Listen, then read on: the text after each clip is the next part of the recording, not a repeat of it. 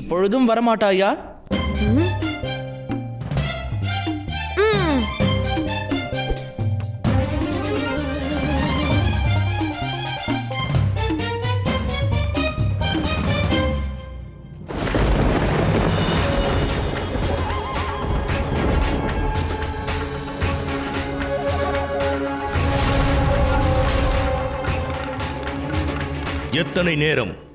எத்தனை நேரம் தான் அந்த மானசாவிற்காக நாம் காத்திருப்பது? இப்பொழுதே நாம் இவர்களை தாக்கி அந்த மானசாவை நம்மிடம் அழைத்து வர கூறிவிடலாம். பொறுமையாக இரு, அவள் நிச்சயம் வருவாள். இப்படியும் இந்த வழியில் அவள் நிச்சயமாக வருவாள் என்ற நம்பிக்கை இருக்கிறது.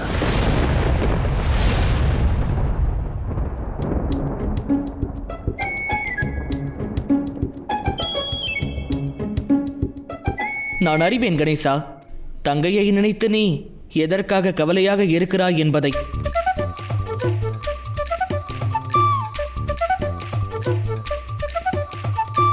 ஏனென்றால் நீ சிறுவன் என்பதால் நம் குடும்பத்தில் இருக்கும் அனைவரும் உன் மீது நிறைய அன்பு வைத்திருந்தார்கள் அல்லவா?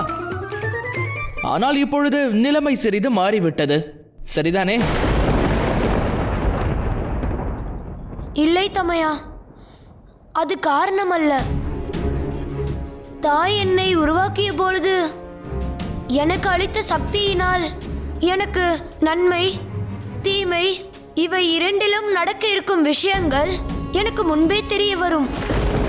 இன்று நடந்ததை பார்த்த பிறகு எனக்கு ஒன்று மட்டும் தெளிவாக தெரிகிறது. மானசா நிச்சயமாக ஒரு பெரிய சங்கடத்திற்கு காரணமாக இருப்பாள். மானசா மானசா மானசா மானசா மானசா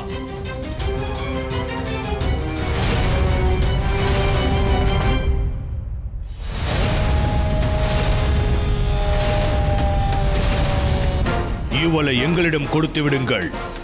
நாங்கள் உங்கள் உயிரை தானமாக கொடுத்து விடுகிறோம். இல்லையெனில்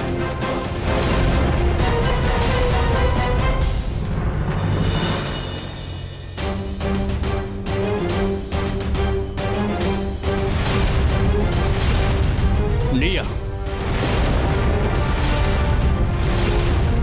நீங்கள் இங்கே விளையாடிக் கொண்டிருந்தீர்கள் அல்லவா? செல்லுங்கள், விளையாடுங்கள். ஒருவேளை எங்களிடம் மோதினால் உங்களின் அழிவு நிச்சயமாகிவிடும்.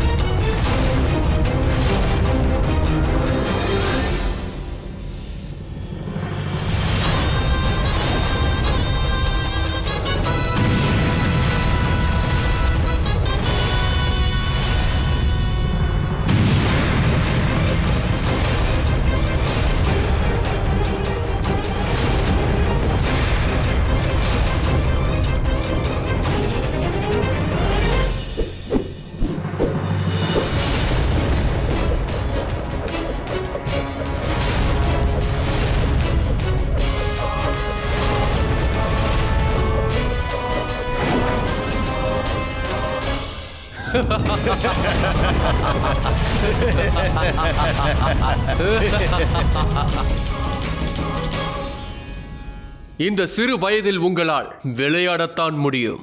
எங்களிடம் மோதுவதற்கு உங்களால் முடியாது. எங்களுக்கு ஒரு அரிய வரம் கிடைத்துள்ளது. எந்த ஆயுதத்தாலும் எங்களை அழிக்க முடியாது, எங்கள் உயிரை எடுக்க முடியாது.